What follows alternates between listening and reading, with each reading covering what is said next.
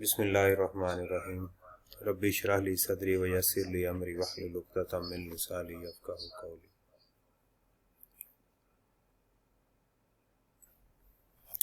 अस्सलामु अलैकुम वरहमतुल्लाहि वबरकातुहू। अच्छा जी, आज हम जो क्वेश्चन करने जा रहे हैं वो है जून 2015 का क्वेश्चन। एक बड़ा अच्छा क्वेश्चन है। इसमें जहां ज़रूरत महसूस हुई हम कोई मॉडिफिकेशन करेंगे और इस क्वेश्चन को अपने तरीके से हम सॉल्व करने की कोशिश करेंगे।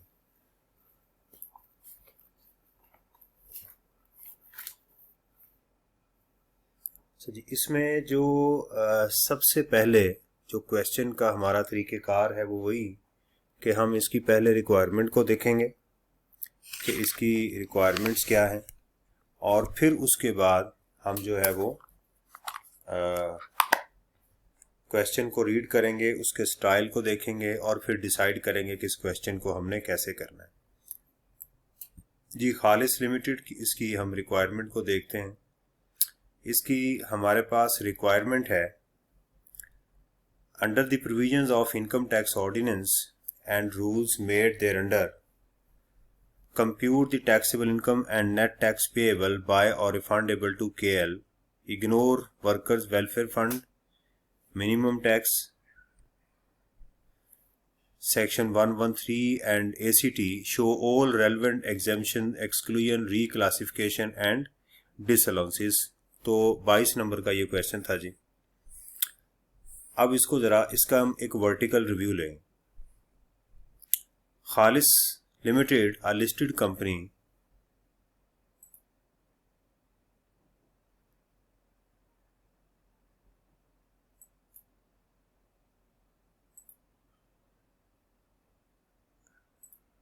गौरी, आपको मेरी आवाज आ रही है?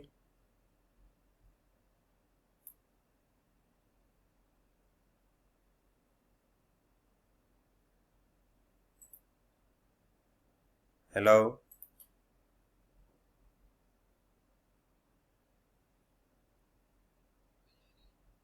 Okay okay okay.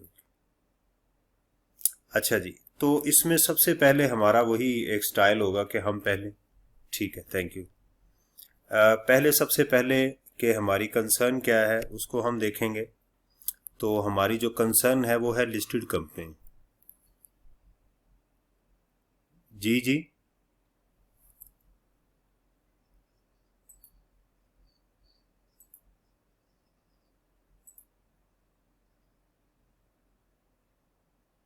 वीडियो किसी का आपको नजर नहीं आ रहा?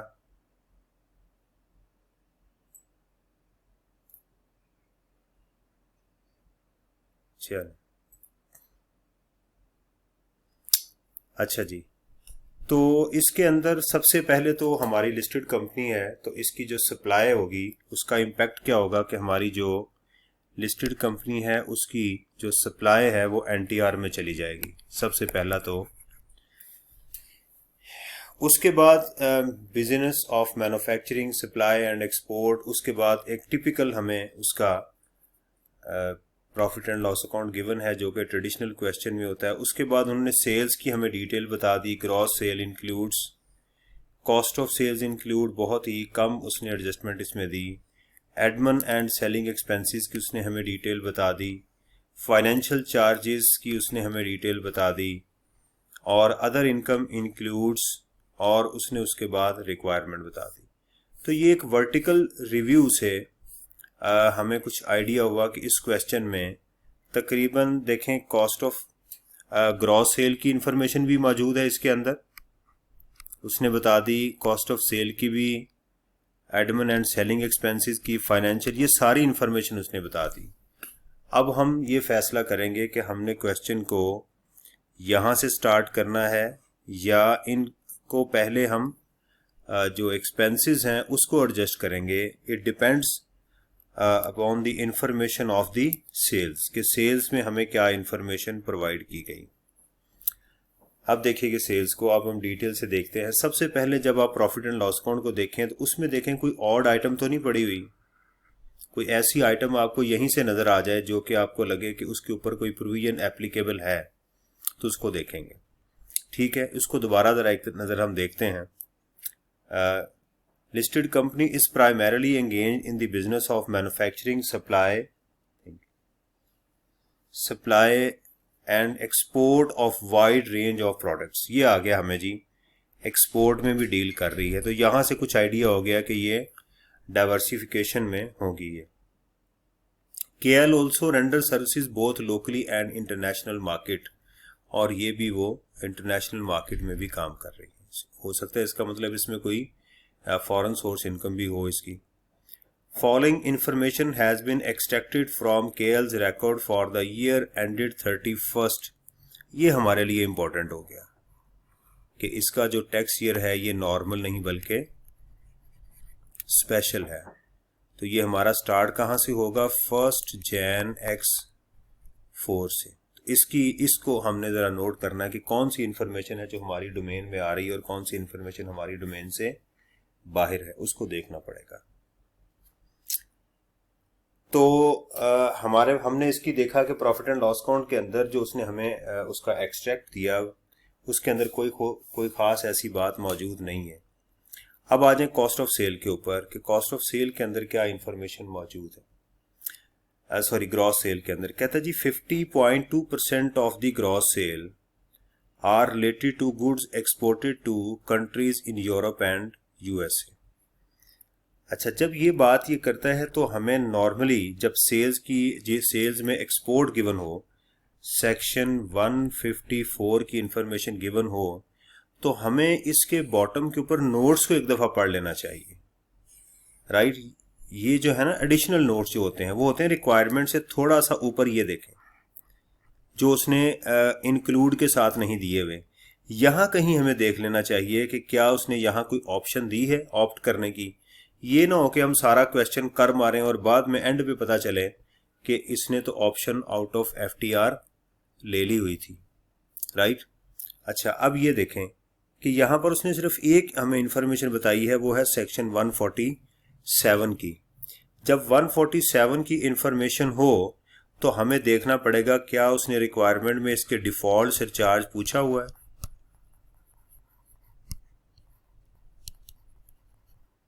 ठीक हो गया, डिफॉल्ट सरचार्ज उसने मांगा है। अब उसने नहीं मांगा तो एग्जामिनर की ये रूटीन है कि अगर उससे ये ना मांगे तो फिर हमने इसको कैलकुलेट नहीं करना, ये बात जहन में रखें।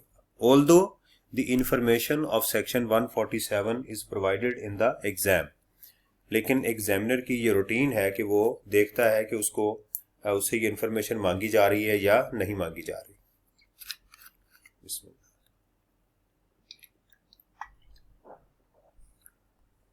अच्छा जी, अभी हमें यहाँ पर इस क्वेश्चन में कुछ नज़र ऐसी चीज़ नहीं आ रही जिसके अंदर कि वो एडिशनल कोई इन्फॉर्मेशन हमें बता सके, तो इसलिए इस क्वेश्चन का हमें ये आइडिया हो गया कि ये क्वेश्चन जो है ये नॉर्मल रूटीन पे ही चलेगा।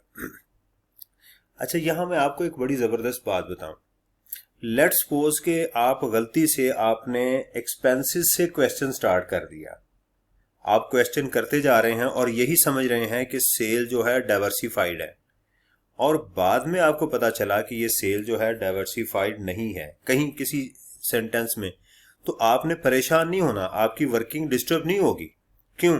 क्योंकि वो सेम जो है आप वर्किंग जो है वो आपके नॉर्मल क्वेश्चन में यूज हो जाएगी, उसमें कोई ऐसा इशू नहीं है। यानी इससे आपको एक बात का अंदाजा होना चाहिए कि अगर आपको बाद में जाके भी इस बात का अंदाजा हो कि मैंने वर्किंग से स्टार्ट नहीं करना था, तो कोई मसला नहीं, आप अपने क्वेश्चन को वर्किंग के साथ ही कर सकते हैं। जैसे हम प्रॉफिट बिफोर टैक्स से स्टार्ट करते थे, वैसे ही आप रूटीन में अपने क्वेश्चन को स्टार्ट कर देते हैं, उसमें कोई ऐसा इशू नहीं होगा।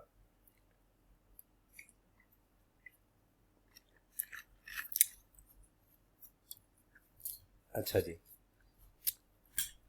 अब आते हैं हम, उसने कहा कि जी उसकी जो है वो सेल्स एक्सपोर्ट हुई है, these cells reflect the C&F price of the goods exported. 85% of the above exports sales were realized in the current year, right? ये है हमारी टैक्सेबल इनकम, जो 85% है, ये हमारी टैक्सेबल इनकम है। ठीक हो गया। KL also realized 20,000 from the last year's export. This is also और taxable income, ये भी हमारी इस साल की taxable income है। No separate accounts were maintained by KL for the business of export of goods manufactured in Pakistan. तो ये हमें कॉमन एक्सपेंडिचर की इंफॉर्मेशन प्रोवाइड कर रहा है कि इसमें सेपरेट आपको एक्सपेंसेस नहीं मिलेंगे। You have to apportion the expenditures according to section 67, आपको इसमें अपोर्शनमेंट करनी पड़ेगी। तो हमें यहाँ सेक्शन 67 से भी हेल्प लेनी पड़ेगी। तो इस बात से भी पता चल गया ये जो उसने बात की है कि इसने ऑप्शन नहीं ली होगी। अगर ऑप्शन ली होती तो फिर उसको ये लाइन लिखने की एग्जामिनर को जरूरत ना पेश आती। ओके, कहता जी 3% of the gross sales comprise of receipt from an export house against provision of services of dyeing and embroidery to them. However the export house inadvertently failed to deduct withholding tax from the payment made to KL. These goods were subsequently exported to Japan by the export house. देखिए ये goods Japan ने आगे export की हैं। इसका जो हमारे पास section है वो हमें गाइड करता है sub section 2 of 153। These are the services under section 2 of 153। उसमें यह है कि जो भी बाइंग हाउस है जब वो पेमेंट करेगा against embroidery, stitching, dyeing, right, इनके अगेंस्ट जब वो पेमेंट करेगा तो उनका 1% टैक्स काटेगा। ये उसकी एक रिक्वायरमेंट है उसकी। और जिसको ये पेमेंट मिलेगी, जैसे कि हम हैं, हमें ये पेमेंट मिल रही है। हमारी एक वक्त था कि ये FTR में टैक्स हो रही थी ये, ओके लेकिन अब लॉ में चेंज आई तो ये किस में जा रही है? NTR में। अब ये हमारी इनकम कहां जाएगी? NTR में जाएगी, सॉरी MTR में। मिनिमम में उसने 153 में उसने इसको मिनिमम में डाल दिया हुआ, मिनिमम MTR में जाएगी राइट। अच्छा, दूसरी उसने जो एक हमें वार किया उसने एग्जामिनर ने, इसके अंदर जो एक चीज क्रिएट की, उसने कहा इसका टैक्स नहीं कटा। देखें, अगर इस सेक्शन को हम गौर से पढ़ें तो टैक्स के कटने का या विदहोल्डिंग एजेंट का जो लिंक है वो सप्लाई के साथ है, इस सेक्शन के साथ नहीं है। यहां उसने कोई बात ऐसी मेंशन नहीं की। इट मींस कि वो हमसे ये भी क्लियर करना चाह रहा था कि क्या स्टूडेंट को पता है कि हर मिनिमम टैक्स का ताल्लुक जो है वो विदहोल्डिंग एजेंट को सप्लाई करने से नहीं है। इसका मतलब ये वो लाइन थी जो हमारे लिए हमें बता रही थी कि इसका हमारे क्वेश्चन के साथ कोई लेना देना नहीं है। अच्छा जी, उसके बाद हमें बता रहा है, कहता थी रेस्ट ऑफ द सेल। इसका मतलब अगर हम इसको भी निकाल दें और इसको भी निकाल दें, वो कहता जी rest of the sales are inclusive of 17% of sales tax and were made to both corporate and individual customers in the local market। वो कहता है जी हमने ये लोकल मार्केट में हमने इसको किया और ये हमारा सेल्स टैक्स शामिल था, जबकि हमें सेक्शन 21 ये बताता है कि जो आपके टैक्सेस रिफंडेबल हों, एडजस्टेबल हों, जो किसी प्रॉफिट पे बेस कर रहे हों, वो आपका जो है वो आपकी इनकम में या आपके एक्सपेंसेस में उसको नहीं लिया जाएगा। तो इसलिए हमारा इसके साथ हम उसको यहाँ पर कंसीडर नहीं करेंगे। जैसे कि हमने पिछले क्वेश्चन में माइनस किया, उसको भी यहाँ पर माइनस करेंगे। अच्छा जी, अब ज़रा इसकी हम एक वर्किंग कर लें, यहीं पर ज़रा इसकी बाइफर्केशन बना लें, ठीक है? तो फिर देखते हैं कि इसको हम आगे कैसे लेकर चलेंगे।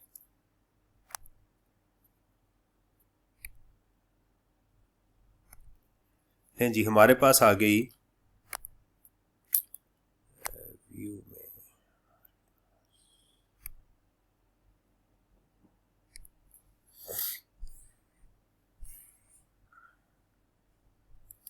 ये आ गई जी हमारे पास वर्किंग 1।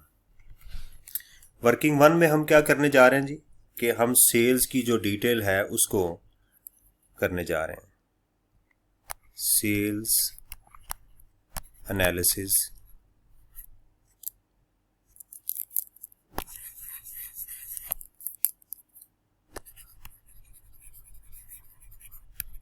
या खाली सेल्स भी आप कर सकते हैं। तो हमारे पास जो इंफॉर्मेशन है वो है 350 मिलियन। उसका जो सबसे पहले उसने हमें बता दिया कि जो एक्सपोर्ट है वो हमारे पास है 50.2% ऑफ 350.5 मिलियन। तो ये हमारे पास आंसर इसका आ गया जी 175,951। मैं राउंड ऑफ कर रहा हूं, ठीक। आप यहां बेशक राउंड ऑफ कर लें और वर्किंग में, लेकिन मेन क्वेश्चन में हमें कोशिश करनी चाहिए। लेकिन वो कहता है जी इसका जो 85% है वो रियलाइज हुआ। इसका मतलब इसका अगर हम 85% लेंगे तो वो हमारे पास आ गया जी 149,558।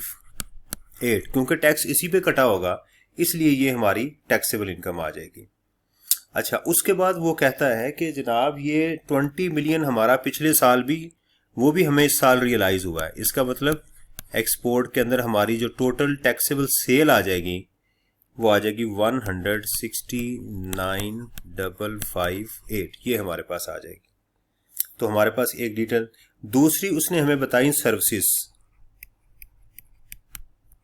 Under section 153, that is 3% of 350.5 million. वो आ गई हमारे पास 10.515 मिलियन। ये हमारे पास आ गई इंफॉर्मेशन।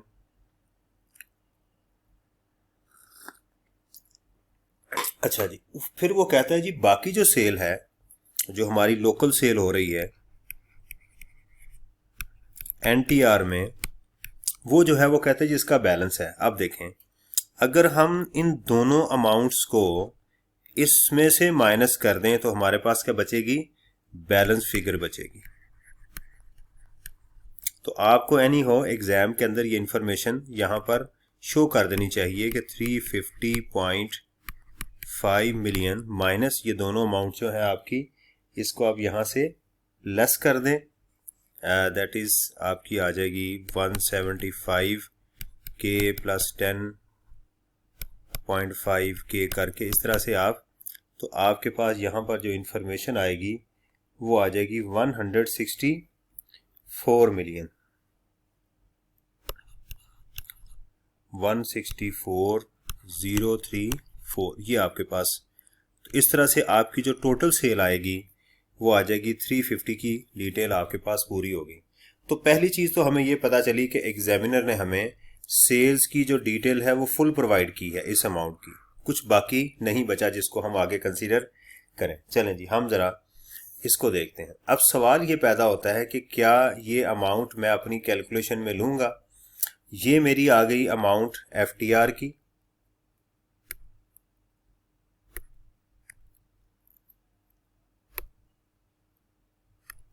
ये मेरी आ गई एफटीआर की इनकम, ये आ गई मेरी एमटीआर की इनकम, और ये मेरी आ गई इनकम एनटीआर की। लेकिन इसमें सेल्स टैक्स शामिल है, तो मैंने सेल्स टैक्स को क्या करना है, उसको इसमें से लेस करना है।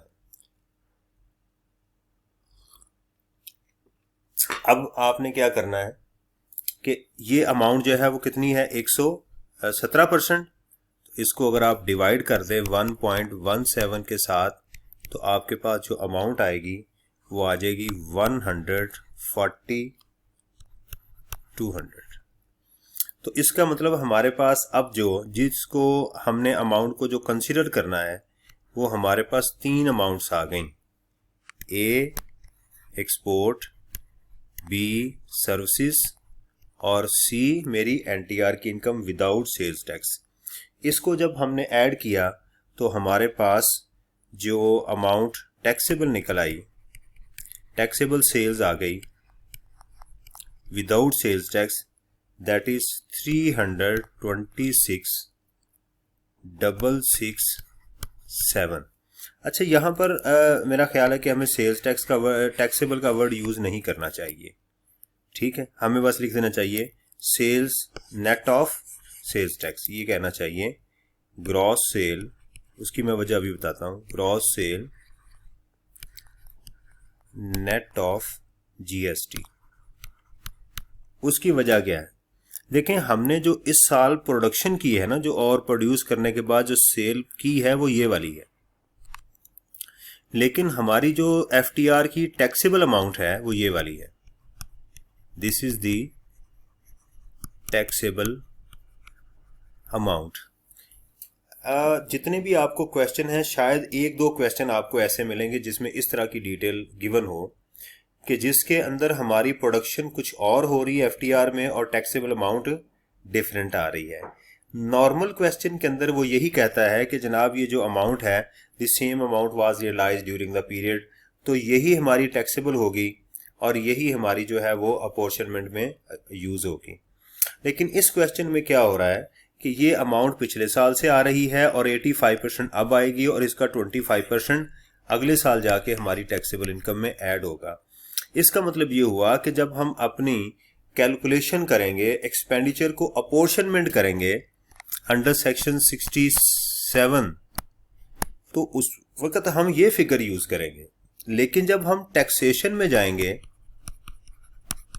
इनकम से निकल जाएंगे, टैक्स के पार्ट में जाएंगे, तो वहां हम इस अमाउंट को रियलाइज करेंगे। फिर हमारे पास ये अमाउंट होगी जिसके ऊपर हमने गवर्नमेंट को टैक्स देना है।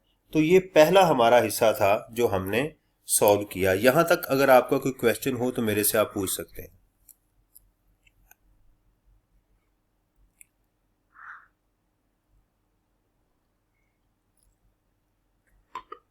जी, जहूर बैठा हुआ है।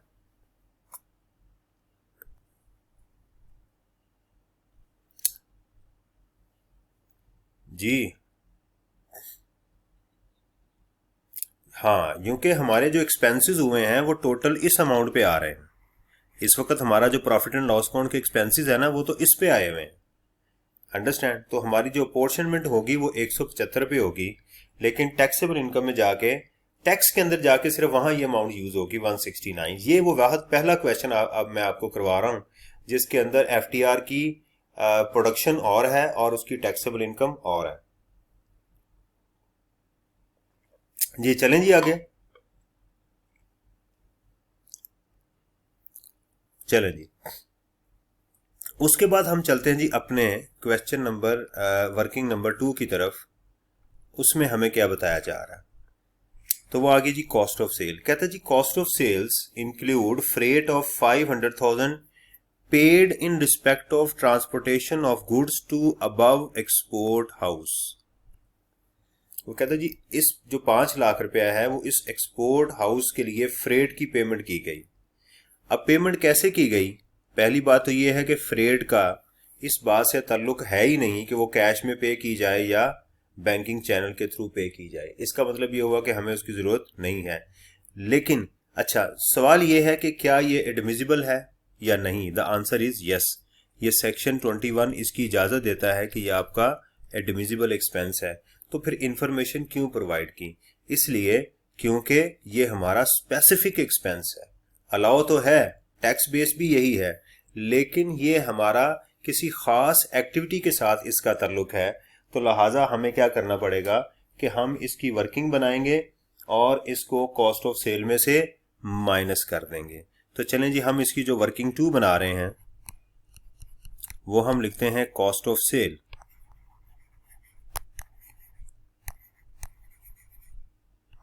कॉस्ट ऑफ सेल में आ गई cost of sale as per accounts.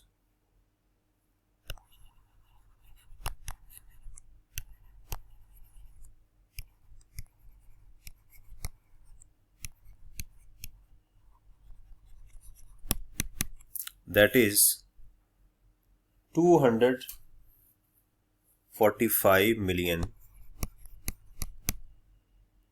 and 350,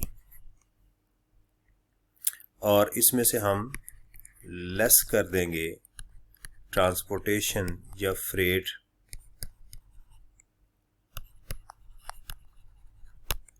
of which is specific 500,000 को लेस करेंगे तो हमारे पास जो आंसर आ गया कॉस्ट ऑफ सेल का 244,850, ये हमारे पास दूसरी वर्किंग भी हमारी कंप्लीट हो गई। अच्छा जी, अब आ गई हमारे पास वर्किंग नंबर 3। वर्किंग नंबर 3 में हमें ये बताता है जी admin and selling expenses include the following. तो ये हमारी वर्किंग 3 में सारी इंफॉर्मेशन चली जाएगी। अब जरा इसको हम डिटेल के साथ देखते हैं कि ये क्या कहता है। अब जरा इस अमाउंट को देखें। पहले हमारे प्रॉफिट एंड लॉस अकाउंट में जो अमाउंट है एडमिन एंड सेलिंग एक्सपेंसेस, वो ये वाली अमाउंट है, इसकी हमें वो ये डिटेल प्रोवाइड कर रहा है।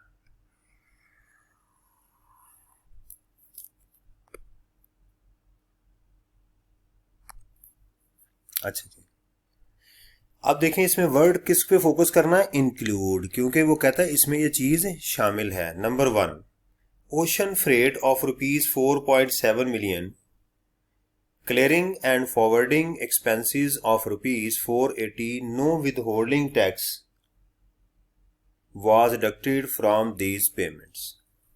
कहता जी ओशन फ्रेट और क्लियरिंग और फॉरवर्डिंग एक्सपेंसेस हमने पे किए हैं।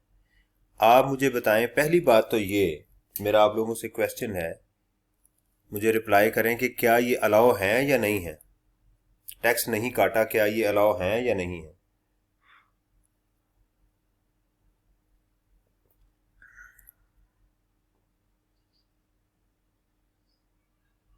हाँ जी,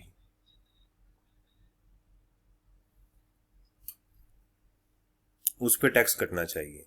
अच्छा, और दूसरी चीज,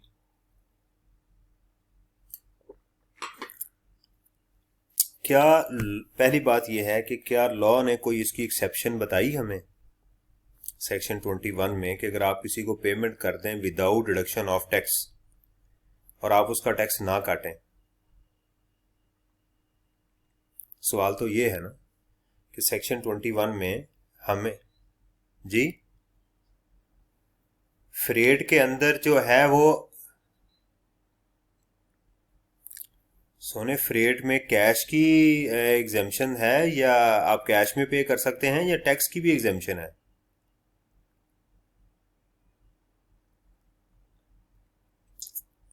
आप जिस चीज को पढ़ रहे हैं ना, जो मेरा अपना ज़ाती ख्याल है, मेरा ये ख्याल है कि फ्रेट का ताल्लुक जो है वो कैश की पेमेंट से है कि आप उसकी कैश की पेमेंट कर सकते हैं। ठीक, चलें, ये तो बाद की एक ऑप्शन है, हम वो एडमिजिबल या इनएडमिजिबल जो है देख लीजिएगा। अगर आपके पास कोई ऐसा रेफरेंस हो तो वो मेरे साथ शेयर कर लीजिएगा। टैक्स की तो बात की बात है। दूसरी जो पहली बात ये आ रही है कि भाई इसका ताल्लुक जो है वो तो मेरी एक्सपोर्ट के साथ है, राइट। लेकिन ये हमें यहां पर अजम्पशन ही लेनी पड़ेगी कि इसका ताल्लुक जो है मेरी एक्सपोर्ट के साथ है, इसलिए मुझे इस एक्सपेंस को क्या करना है, एडमिन और सेलिंग एक्सपेंसेस में से माइनस करने हैं। क्यों माइनस करना है, क्योंकि मैं जो है तीनों एक्टिविटीज के लिए कॉमन एक्सपेंसेस को कैलकुलेट कर रहा। दूसरा कहता है जी provision for doubtful export rebate and duty drawbacks. Doubtful rebate उसकी और ड्यूटी ड्रॉबैक्स जो हैं वो इसकी बात कर रहा है। देखिए, पहली बात यह है कि प्रोविजन इज नॉट अलाउड, ये हमें अलाउ नहीं है। दूसरा जो ड्यूटी ड्रॉबैक है ये 4 लाख रुपया, ये ड्यूटी ड्रॉबैक हमारी इनकम ही नहीं होती। ये तो हम वो ड्यूटी है जो इंपोर्ट के टाइम पे हमने पे की थी, अब वही चीजें यहां से हमने प्रोसेस करके एक्सपोर्ट कर दी, तो अब ये पैसे हमें वापस मिल रहे हैं।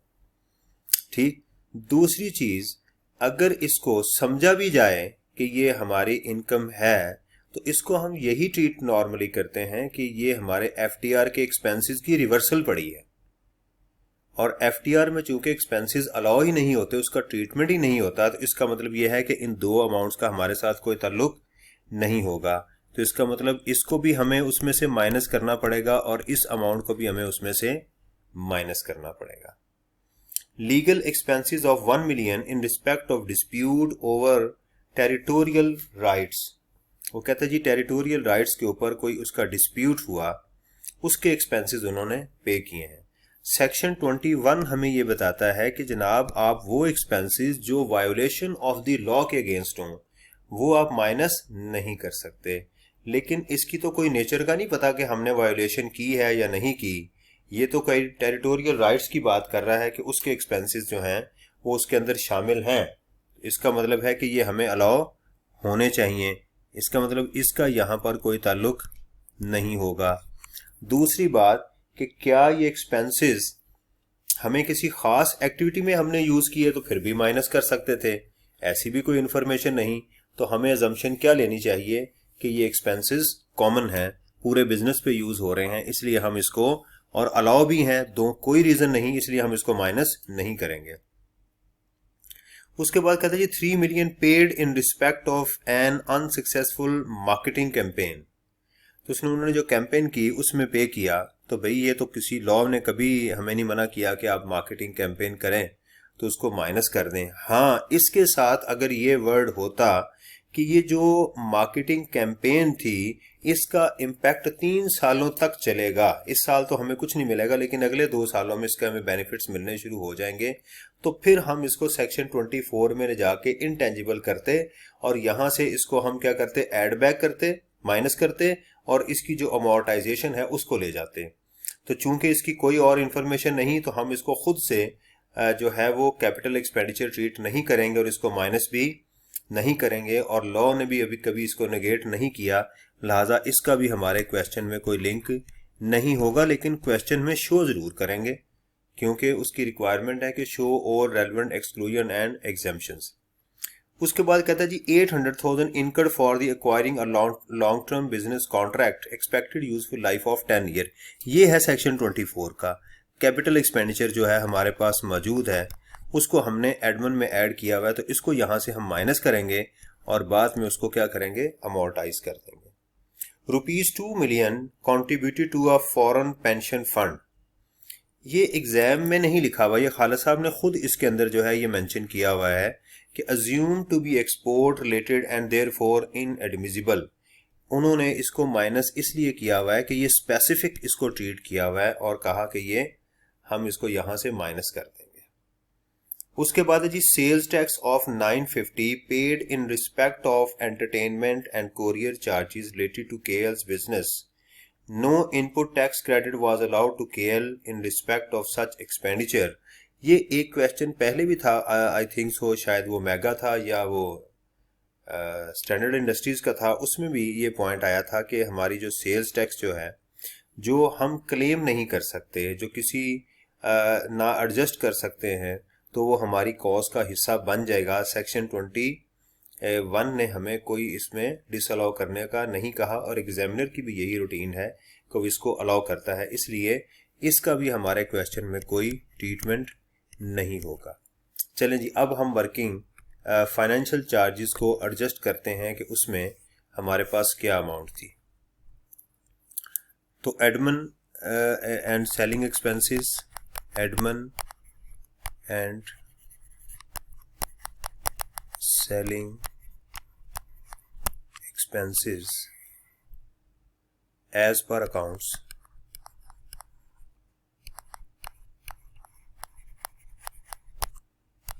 वो हमारे पास क्या है जी, 70.1 मिलियन। ओके, और इसमें से सबसे पहले ओशन एंड फ्रेट चार्जेस जो हैं उसको हम लेस करेंगे उसी तरतीब से जैसे एग्जाम में आपको गिवन है। ओशन एंड फ्रेट, लेकिन वर्किंग में उसकी अमाउंट लाजमी शो करवाइएगा। 4.7 प्लस 485,000 इज इक्वल टू, ये हमारे पास 5185, ये हम इसको माइनस कर देंगे। उसके बाद जो हमारे पास दूसरी अमाउंट है वो है प्रोविजन, जो हमने बनाई वो हमारे पास 700,000 प्लस 400,000, तो 1.5 1 मिलियन, ये भी हम इसमें से लेस कर देंगे जो कि अलाउ नहीं है। उसके बाद जो है जी हमारे पास लीगल एक्सपेंसेस, लीगल चार्जेस, वो आ गया जी 1 मिलियन। इसको आप डैश लगा देंगे, क्यों? क्योंकि ये एग्जामिनर की रिक्वायरमेंट है, show all relevant exclusion and exemptions. अगर आपने किसी चीज़ को नहीं कंसिडर किया तो आपने क्या करना, उसको शो लाजमी करना। Then marketing expenses. अच्छा, बाज क्वेश्चन के अंदर एक चीज़ मैं आपको क्लियर कर दूं कि उसने कहा है कि जिन चीज़ों को आपने कंसिडर नहीं किया उनके आगे रिमार्क्स भी दें कि क्यों नहीं किया। तो फिर आपको ये भी फैसिलिटी उसमें मिलेगी कि एग्जामिनर ने अगर नहीं भी कहा तो इन चीज़ों को, लाइन को देख के आपको पता चल जाएगा कि ये अमाउंट्स हैं जिनको मैंने नीचे जाके एग्जाम में शो करना। तो उस तरह आपके पास वो टाइम मैनेजमेंट भी आपसे हो जाएगी। ये हो गया जी। उसके बाद है जी कॉन्ट्रैक्ट कॉस्ट आपकी, इसमें से आप लेस करेंगे contract cost being intangible, that is 800,000।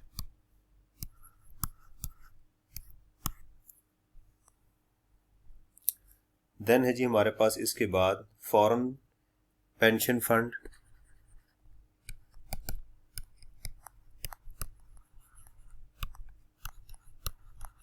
अगर एग्जाम में आप इसको अज्यूम करें कि अभी मैं इसको ओवरऑल ट्रीट कर रहा हूं तो फिर इसको यहां मेंशन करके यहां पर भी इसके ऊपर नॉट एप्लीकेबल कर दें।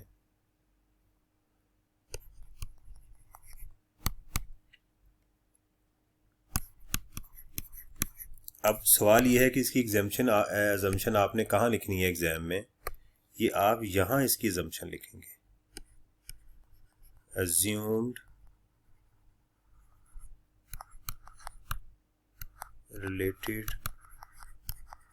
to FTR। ठीक, यही एग्जम्पशन लिख दें ताकि अगर एग्जामिनर के पास यहाँ पर डैश लगा हो तो फिर वो आपकी एग्जम्पशन को देख ले कि अच्छा हमने मेंशन नहीं किया तो स्टूडेंट ने ये इसमें एग्जम्पशन ली हुई है। तो इस तरह से भी आप उसको कर सकते हैं। उसके बाद है जी सेल्स टैक्स,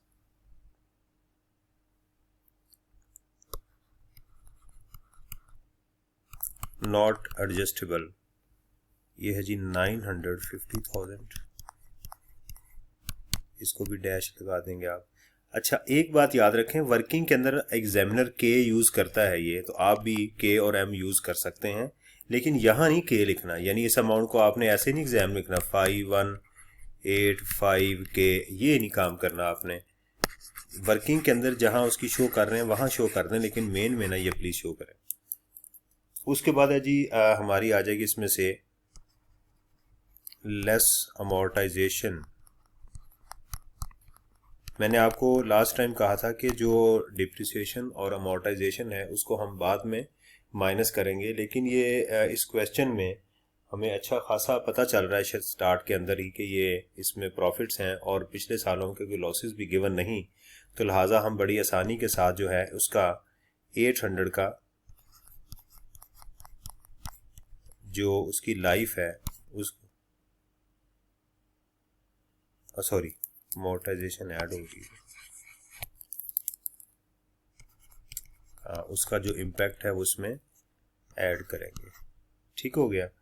तो हमारे पास जो आंसर आएगा वो आ जाएगा इसका 61,095। अपनी प्रेजेंटेशन को मज़ीद बेहतर बनाने के लिए आप यहाँ पर रुपीज़ लिख के थाउजेंड्स कर दें, ताकि एग्जामिनर जो है उसके ऊपर टाइम तो थोड़ा लगेगा लेकिन एग्जामिनर की एक तसल्ली हो जाएगी कि ये स्टूडेंट जो है वो थाउजेंड्स में सारी कैलकुलेशन वो कर रहा है।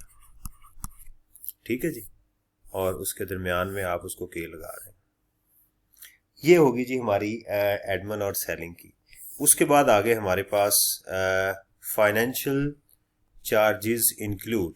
ठीक है जी, ये हमारी, हम इसको बना लेंगे अपने क्वेश्चन में जाके वर्किंग 4 कर लेंगे। कहता है जी markup of 1.2 million paid to a loan obtain paid on a loan obtain from AB bank limited for the purpose of advancing concessional loan to KL staff in accordance with the terms of their employment लें जी, हमारे पास आ गया section 28 profit on date का आ गया। वो कहता है जी क्या ये मार्कअप आपको अलाउ है या नहीं है। देखें लॉ ने कोई ऐसी बात नहीं की कि आप वर्किंग कैपिटल के लिए लोन लें या कैपिटल एक्सपेंडिचर्स के लिए लें। अकाउंटिंग के अंदर तो शायद हमारा ट्रीटमेंट इसमें हम डिफरेंट करते हैं, ठीक है, लेकिन यहाँ पर हमारे पास लोन अगर बिजनेस में यूज हो रहा है तो वो आपका क्या होगा, स्पेसिफिक लोन नहीं होगा, वो आपको अलाउ है। हाँ ये हो सकता है कि अगर कोई खास लोन आप एक्सपोर्ट में यूज करते तो फिर हम इस फाइनेंशियल चार्जेस में से उसको माइनस कर देते, क्योंकि वो कॉमन एक्सपेंस नहीं है, क्योंकि हम तो कॉमन टैक्सेबल एक्सपेंस को कैलकुलेट कर रहे हैं। तो लिहाजा इसका हमारे उस क्वेश्चन के साथ कोई ताल्लुक नहीं होना चाहिए, ये जो अमाउंट उसने हमें बताई है।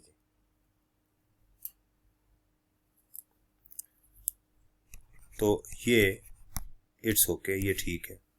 फिर कहता है जी markup of 9 million on short term borrowing obtain to finance the working capital requirement. अब देखें ये उसने बता दिया एक्सपोर्ट सेल के लिए, ये भी अलाउ है। देखें सेक्शन 28 में ये अलाउ है, टैक्स बेस है, लेकिन क्या है ये स्पेसिफिक है, तो लिहाजा इसको भी हम कॉमन में से क्या कर देंगे, माइनस करेंगे।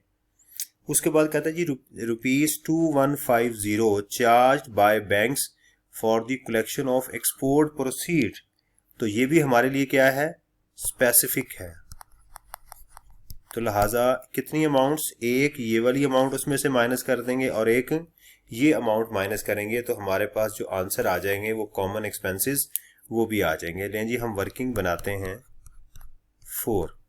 अच्छा यहाँ पर एक चीज़ मैं आपको और एग्जाम पॉइंट व्यू से क्लियर कर दूं, एग्जामिनर ने अक्सर फाइनेंशियल चार्जेस और एडमिन एक्सपेंसेस को इकट्ठा किया हुआ है, तो आप चाहें तो उसको इकट्ठा भी कर सकते हैं, सहूलत आपको मिल जाएगी, लेकिन एज अ पैटर्न के कंफ्यूजन से बचने के लिए हम उसको अलग अलग भी कर सकते हैं, उसमें कोई ऐसी प्रॉब्लम नहीं है। तो हमारे पास नेक्स्ट आ गया जी फाइनेंशियल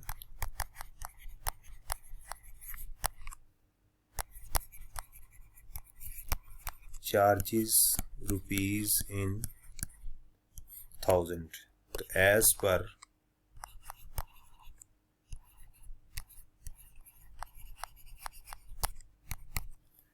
भाईजान थक तो नहीं गए,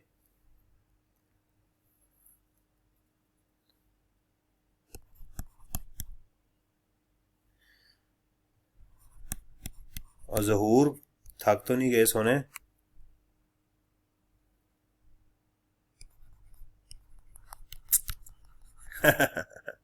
नहीं वो होता है ना देख देख के, वो जो नमाज पढ़ा रहा होता है ना मौलवी, तरावियां जो पढ़ा रहा होता है, तो उस मौलवी को तो बड़ा मजा आ रहा होता है, तो पिछले जो नमाजी होते हैं ना बेचारे वो खुजला रहे होते हैं, कभी टांग ये वाली हिलाते हैं कभी वो वाली हिलाते हैं। तो जब वो कहता है ना जी अल्लाह अकबर, तो उनके मुंह से जो है ना बाज़ औक़ात निकल जाता है शुक्र अल्हम्दुलिल्लाह। तो मैंने समझा कि शायद जो बोलने वाला बंदा वो तो एंजॉय कर रहा होता है, सुनने वाले को प्रॉब्लम होती है जी। मार्कअप फॉर स्टाफ लोन, ठीक है, इसकी अमाउंट यहाँ आप लिख देंगे, मैं ज़रा थोड़ी सी जगह कम हो गई, वो हमें अलाउ है। उसके बाद था जी हमारे पास मार्कअप फॉर एक्सपोर्ट,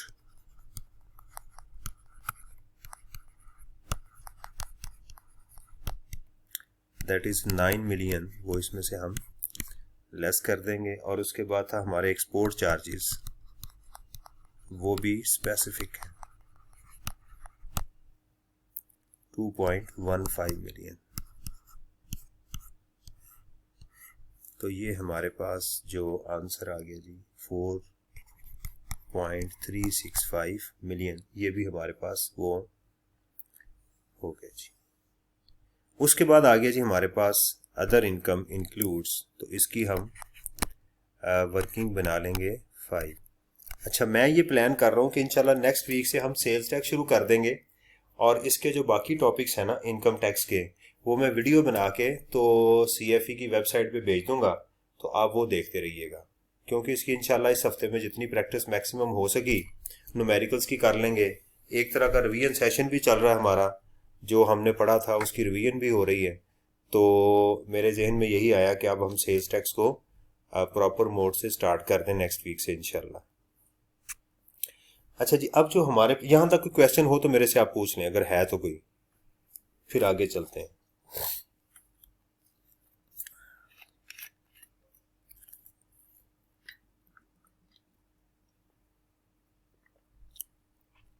जी मेरे लाल, कोई क्वेश्चन हो तो आप मेरे से पूछ सकते हैं यहां तक।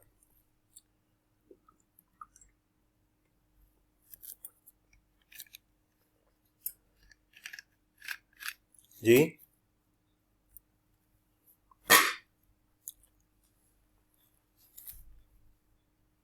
फाइनेंशियल चार्जेस की, ये ले, आप नजर आ रही हैं?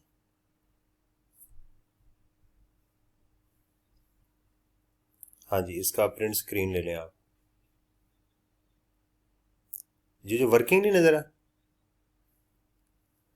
नर्किंग वर्किंग जो है ये फाइनेंशियल चार्जेस की, ये वाली।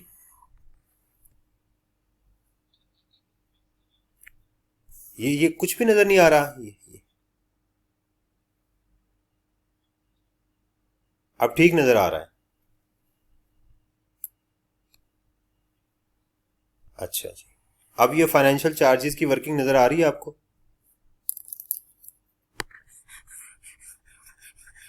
चलो ठीक है जी। अच्छा जी, अब हमारी जो नेक्स्ट वर्किंग है वो है अदर इनकम की।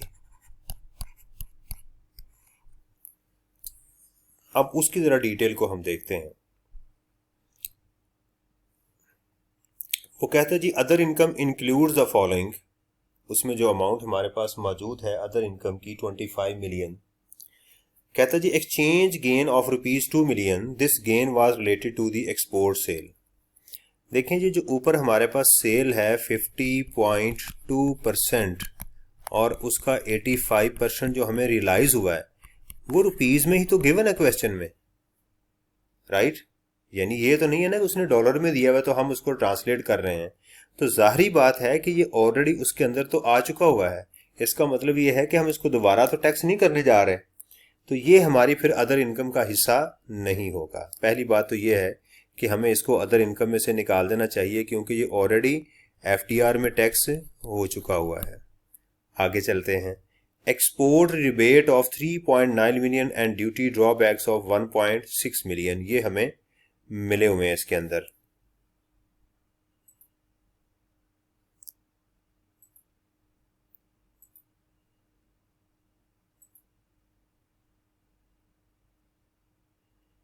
ये कुछ स्टूडेंट कह रहा है कि मेरी आवाज नहीं आ रही। मेरी आवाज आ रही बेटा सबको?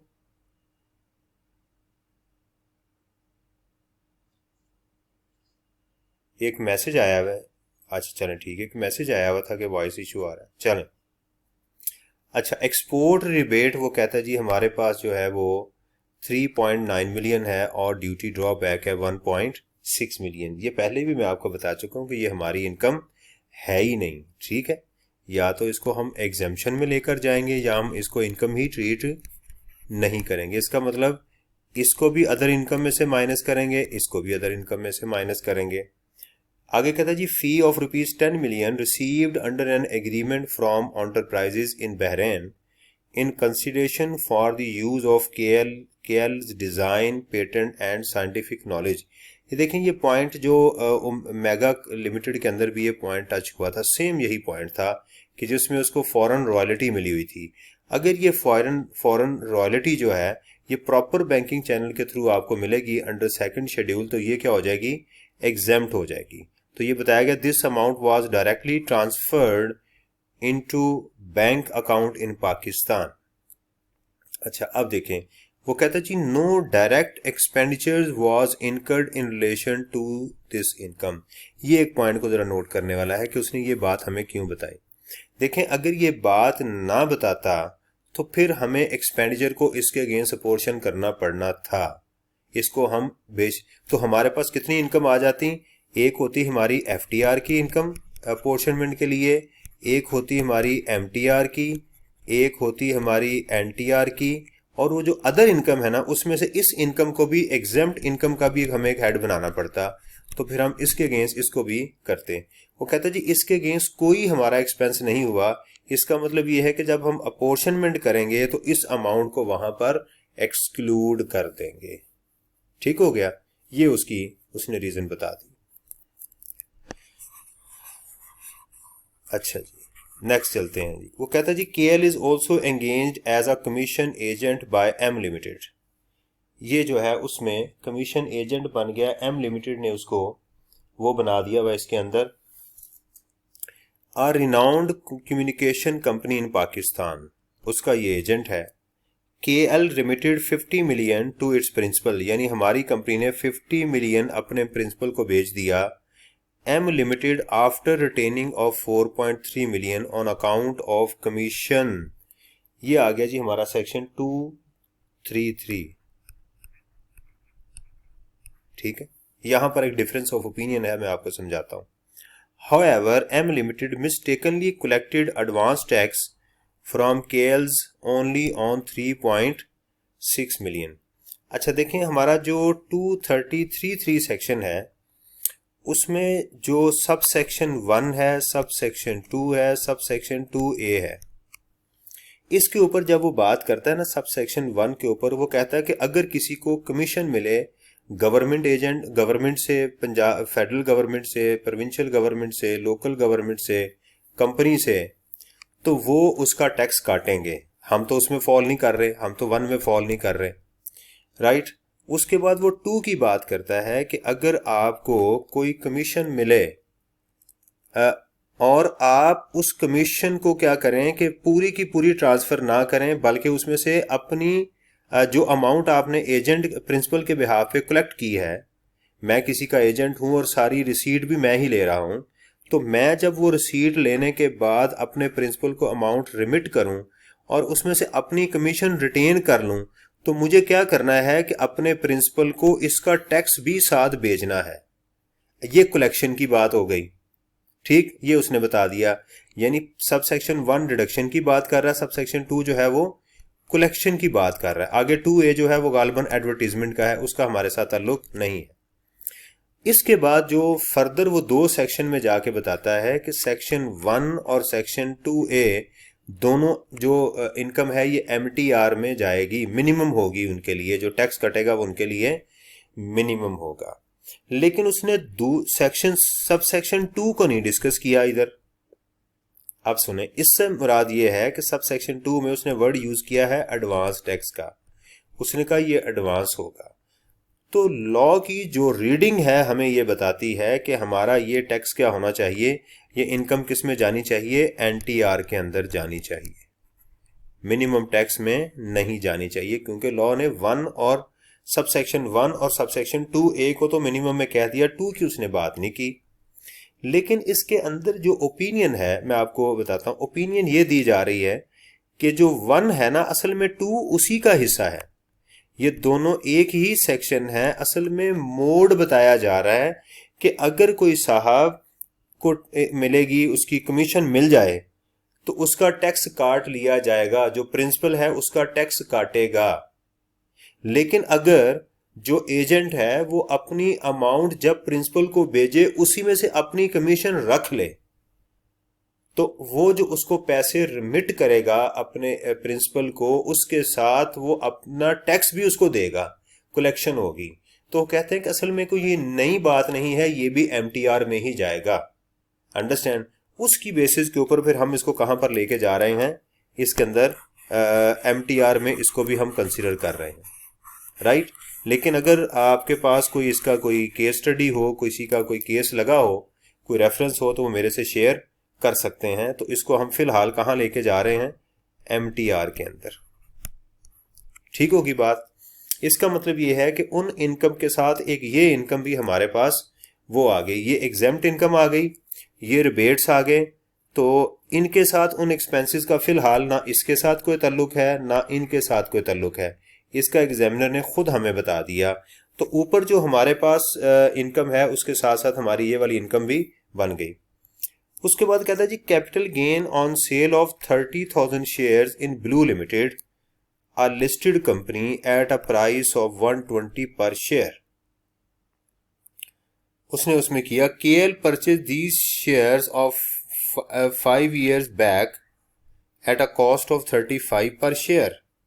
अच्छा, ये लाइन खालिद साहब ने खुद अज्यूम की है, क्योंकि पुराना क्वेश्चन है तो आज अगर हम कुछ अज्यूम करेंगे तो शायद हम डिफरेंट सिचुएशन में चले जाएं।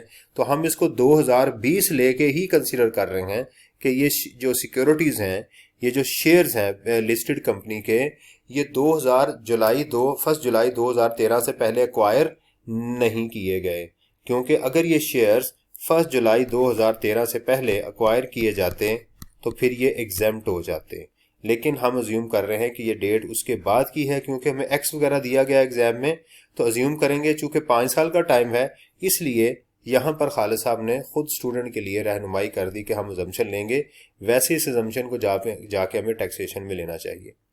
No direct expenditure was incurred in respect of sale of these shares except incidental expenses the effect of which is included in the amounts mentioned in this paragraph। ये उसने कह दिया कि भाई हमने जो अमाउंट ऐड की है, अच्छा देखें यहां पर उसने ये नहीं बताया कि कितनी अमाउंट जो है वो ऐड की है।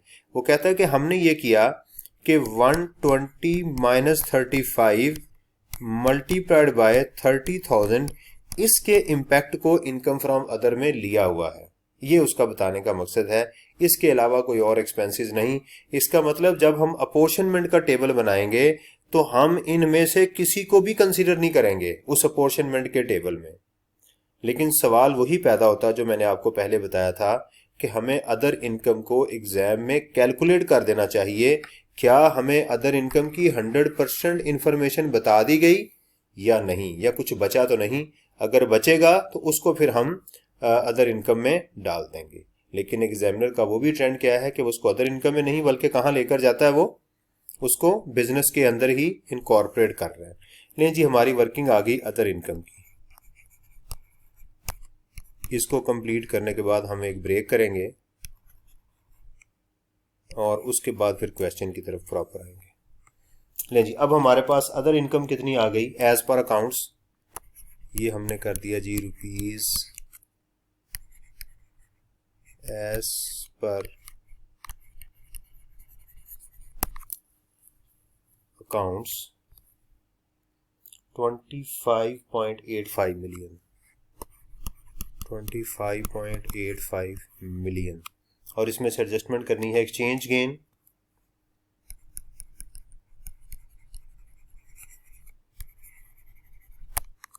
ऑलरेडी टेक्स्ट वो आ गया जी 2 मिलियन, वो माइनस करेंगे। उसके बाद एक्सपोर्ट रिबेट वगैरह जो है हमारी, एक्सपोर्ट रिबेट्स एक्सेट्रा, वो हमारे पास हैं जी 3.9 मिलियन प्लस 1.6 मिलियन। ये वर्किंग हमने शो करनी है एग्जाम में 5.5 मिलियन।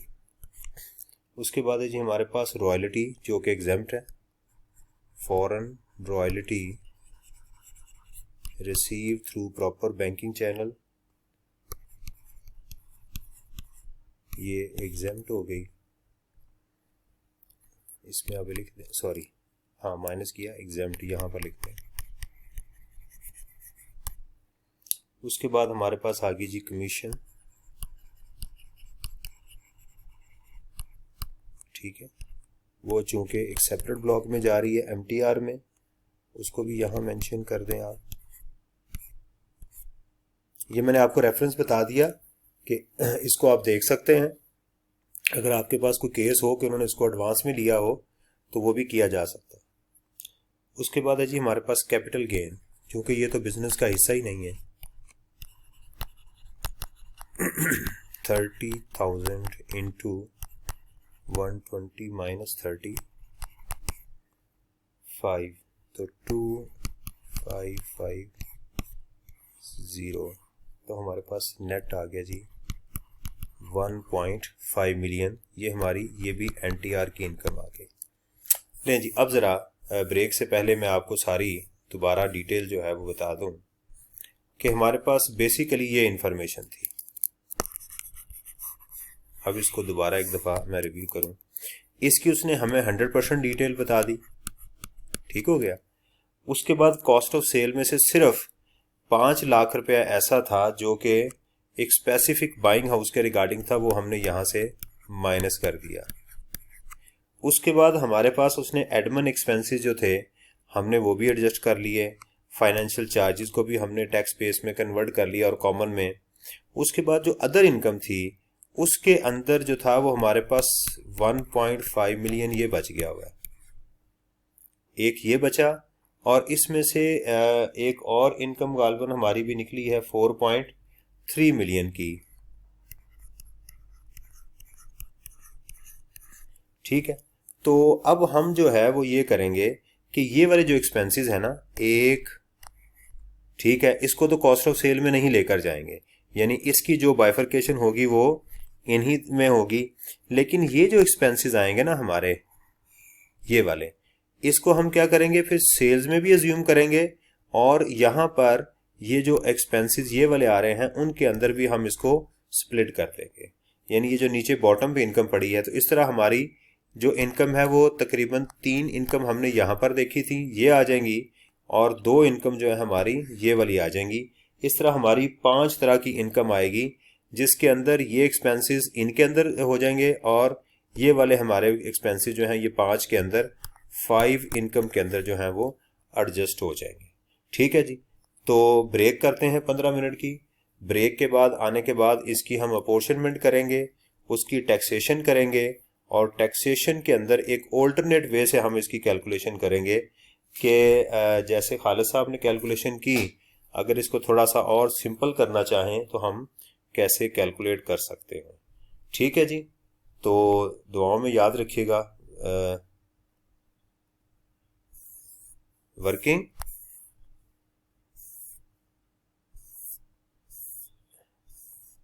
मैं अभी कर रहा हूँ, ये वाली, ये